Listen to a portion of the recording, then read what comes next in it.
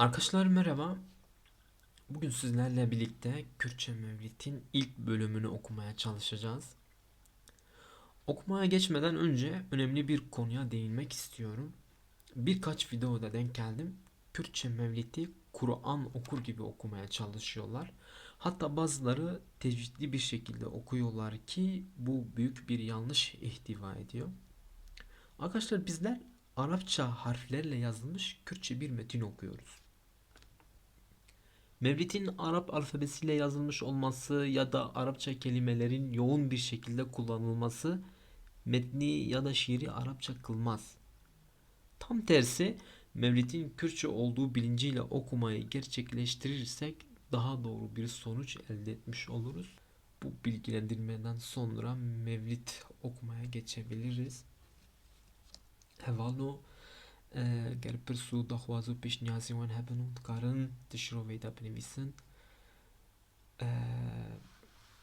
دست پێ دەکەن. بسم الله الرحمن الرحيم إن الله وملائكته يصلون على النبي يا أيها الذين آمنوا صلوا عليه وسلموا تسليما بالناوی خدای رحمان و رحیم بێژمار حەمد و سەنایê قەلب و can em didin boy xaliqê kewn û mekan wê bê însan daye zanîn bikerem xwendin û hem hikmet û ilm û qelem ewwel û hem axir e Rebbê ezîm hem elîm û hem kerîm û hem rehîm Malikê eflak û ezman bihr û ber Razıkê cümle heyînê ruh diber em temam anîn vücudê bi kudretê cin û însan wê bê îsmê rehmetê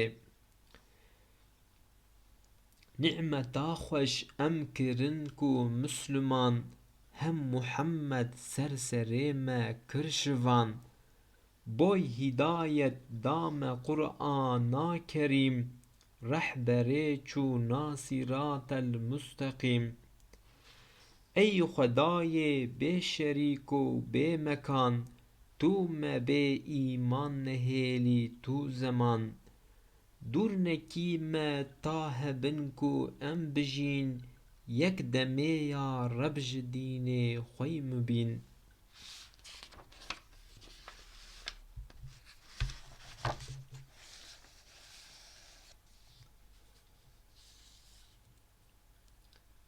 Me bikî ya Reb ji ehlê pir wefa Ta bi êrê ka Muhammed Mustefa Şaşnekî me ji vê rêyê ta axiretê Ta hebin em nêv cînan û cennetê Em ji eşqa can û dil ba xweş kelam Her bibêjin esselatu vesselam